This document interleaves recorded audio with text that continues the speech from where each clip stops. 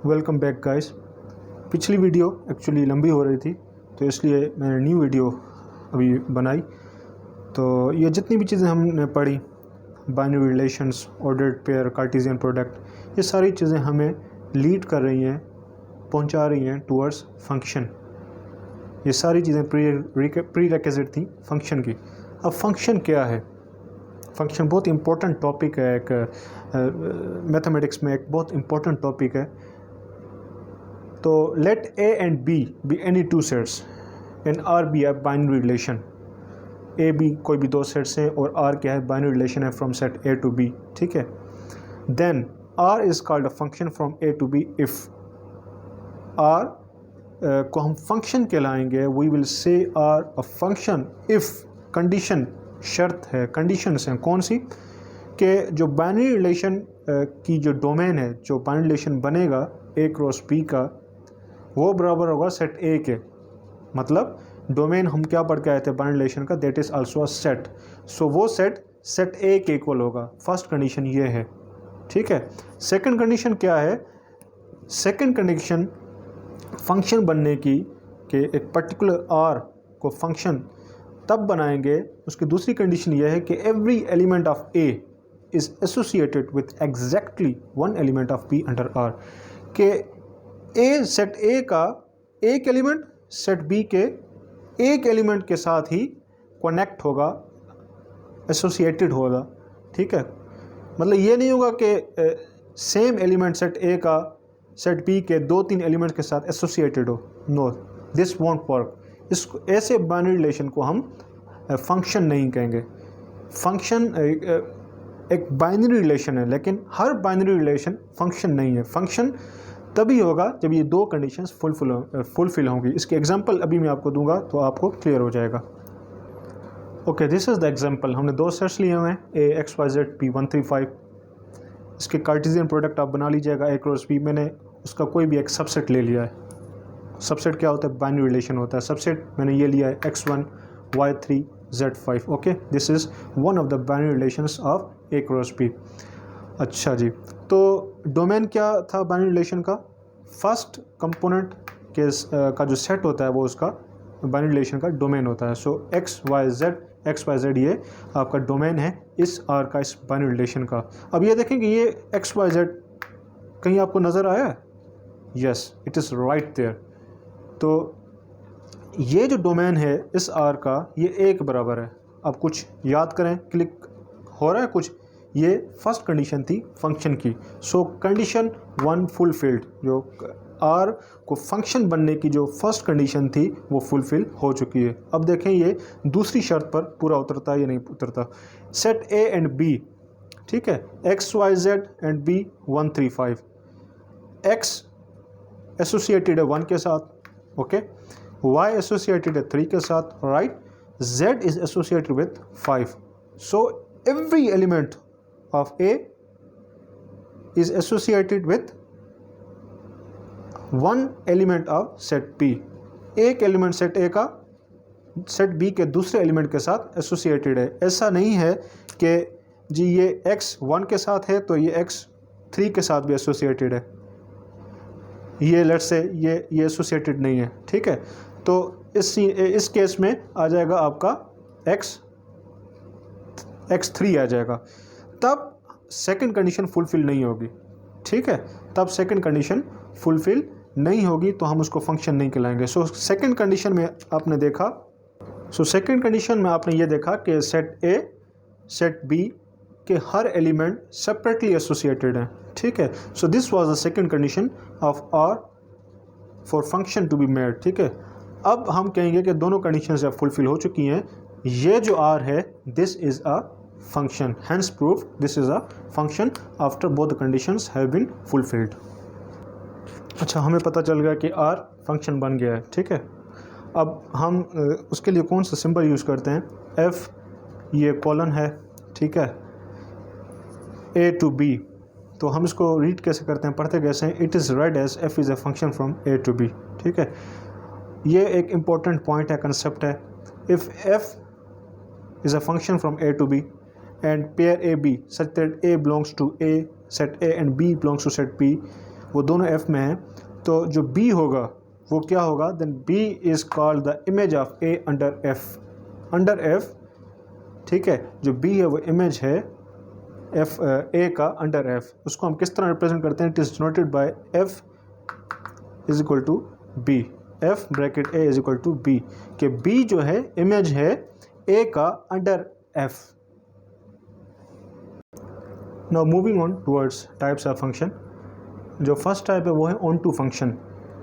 अब ये क्लियर है कि वो बाइनरी रिलेशन फंक्शन ही है। अभी उससे आगे हम बढ़ रहे हैं कि ऑन टू फंक्शन क्या है। A function f from a to b is called an onto function if our range of f is equal to b। Function की जो कंडीशंस थी वो ये थी कि जो बाइनरी रिलेशन का डोमेन हो वो सेट a के बराबर हो, और दूसरी ये कंडीशन थी कि सेट a का वाहिद एलिमेंट, ठीक है, सेपरेटली वन एलिमेंट वो सेट b के एलिमेंट्स के साथ कनेक्टेड होगा, एसोसिएटेड होगा। अब ये थर्ड कंडीशन आ गई है। थर्ड कंडीशन पूरी होगी तब जाके ऑन टू फंक्शन बनेगा। थर्ड कंडीशन वो क्या है, range f is equal to b, कि उस फंक्शन की अगर रेंज सेट b के इक्वल आ जाती है तब हम उस फंक्शन को कहेंगे कि वो ऑन टू फंक्शन है। जिस तरह ये a सेट है xyz b12, ठीक है, हमने उसका फंक्शन बना लिया। हम बनाते बाइनरी रिलेशन ही है, अगर बाइनरी रिलेशन वो दो कंडीशंस फुलफिल करता है तो वो फंक्शन बन जाता है। Okay, it's a function x1 y1 z2, ठीक है। अब इसकी आप रेंज देखें, रेंज क्या था, सेकंड कंपोनेंट का सेट वो रेंज होता है। सो रेंज ऑफ f 1 2 1 दो दफ़ा रिपीट नहीं होगा, 2। सो ये अब देखें 1 2 आपको कहीं दिखा, यस इट्स राइट देयर, 1 2 वो सेट b है। तो ये देखें कि कंडीशन आपकी फुलफिल हो चुकी है। इसको मैंने डायग्रामेटिकली बताया हुआ है। ये जो आपका फंक्शन है X Y Z 1 2, X associated है 1 के साथ और वाई एसोसिएटेड है 1 के साथ, ठीक है। आपके ये है कि सेट बी का जो एलिमेंट है वो सेम हो सकता है, वो आपके दो एलिमेंट्स के साथ एसोसिएट हो सकता है, लेकिन सेट ए का एक एलिमेंट सेट बी के दो एलिमेंट्स के साथ एसोसिएटेड नहीं हो सकता, फिर वो फंक्शन नहीं कहलाएगा, ठीक है। अगर आपका सेट ए के एलिमेंट्स सेट बी के साथ एसोसिएटेड हैं, इमेज अगर सेम आती है तो आप उसको फंक्शन कह सकते हैं। सो ऑन टू फंक्शन के लिए जो कंडीशन थी वो रेंज एफ थी 1 2 के बराबर आना चाहिए। So now this is therefore F is an onto function. अब यहाँ पे आपने क्या नोट किया है कि दो एलिमेंट्स की इमेज क्या है, सेम है। सो मैंने वही यहाँ पे मेंशन किया हुआ है, here one image is associated with two elements of A. इसको हमने क्या कहा था, इमेज कहा था, image of set A under F, under function F. So I hope कि ऑन टू फंक्शन आपको क्लियर हुआ होगा। अच्छा जी, ऑन टू फंक्शन हमने डिस्कस कर लिया। Now second type of function is 1 1 function. वो क्या होता है, a function F from A to B is said to be 1 1 if distinct elements of set A are associated with distinct elements of set B.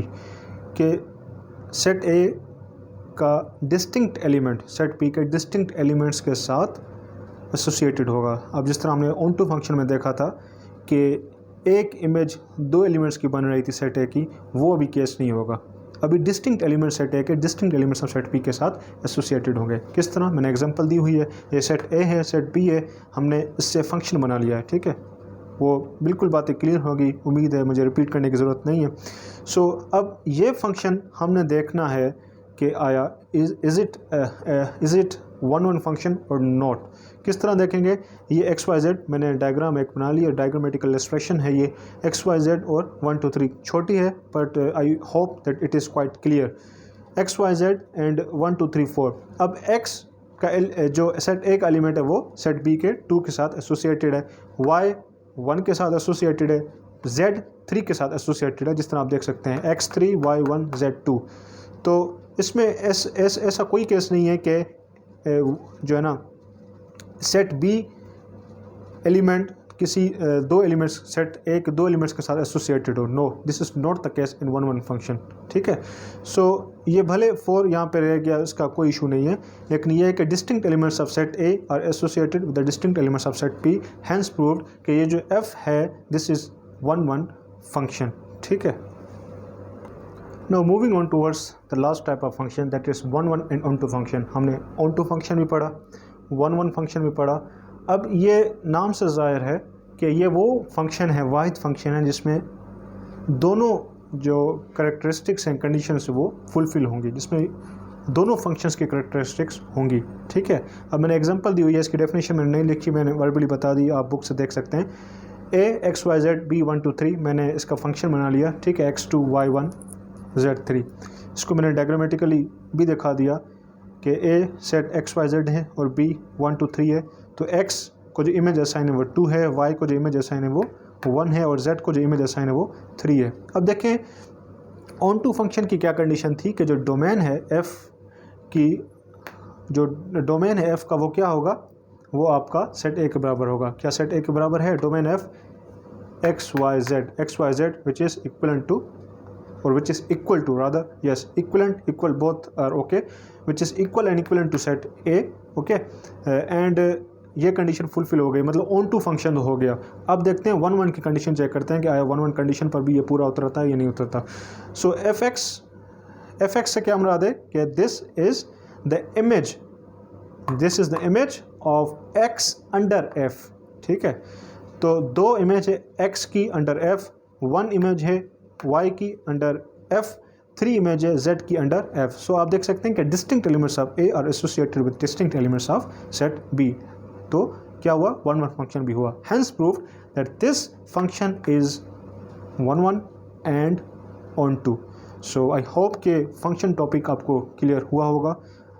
इंशाल्लाह मिलते हैं next video में किसी next topic के साथ। Stay tuned.